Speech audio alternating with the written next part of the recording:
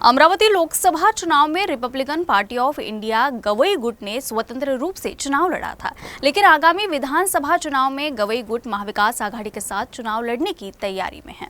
राजेंद्र गवई ने महाविकास आघाड़ी से राज्य में 10 सीटों पर अपना उम्मीदवार उतारने की मांग की है। लोकसभा चुनाव के बाद अब राज्य में विधानसभा चुनाव के बयार बहने लगे हैं।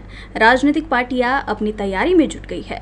खासकर लोकसभा चुनाव में महाविकास आघाड़ी घटक दल को लोकसभा चुनाव में जनता के समर्थन के बाद उनका हौसला काफी बुलंद है। इस बीच Republican Party of India Gavai गुट ने भी महाविकास आघाड़ी में शामिल होने की इच्छा जताई है।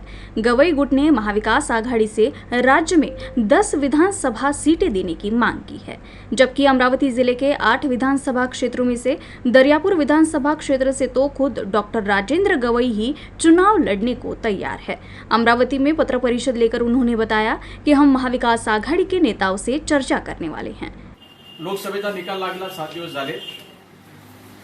पूर्ण लोकसभेच्या उमेदवारांना मिळालेल्या मतांचा अभ्यास केला। त्या अभ्यासाअंती महाविकास आघाडीचे आज जरी 31 उमेदवार निवडून आले तरी त्यांचे 6 उमेदवार अधिक निवडून आलेले असते जर त्यांनी वंचित बहुजन आघाडी आणि रिपब्लिकन पक्षासोबत युती केली असती तर। त्या अभ्यासाअंती मी असं बघितलं की जे महाविकास आघाडीचे उमेदवार दुसऱ्या क्रमांकावरती होते त्या 4 ठिकाणी जर का बाळासाहेब आंबेडकरांचे मत मिळाले असते तर ते निवडून आले असते।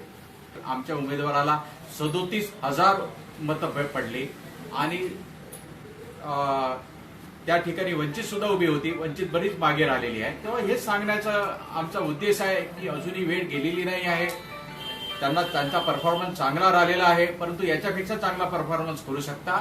त्यांनी आमच्या सोबत आघाडी करावी, वंचित सोबत आघाडी करावी, आमच्या सोबत आघाडी करावी। वंचित करत नसेल तर आम्ही आघाडी करायला तयार आहोत। परफॉर्मन्स सुधरेल।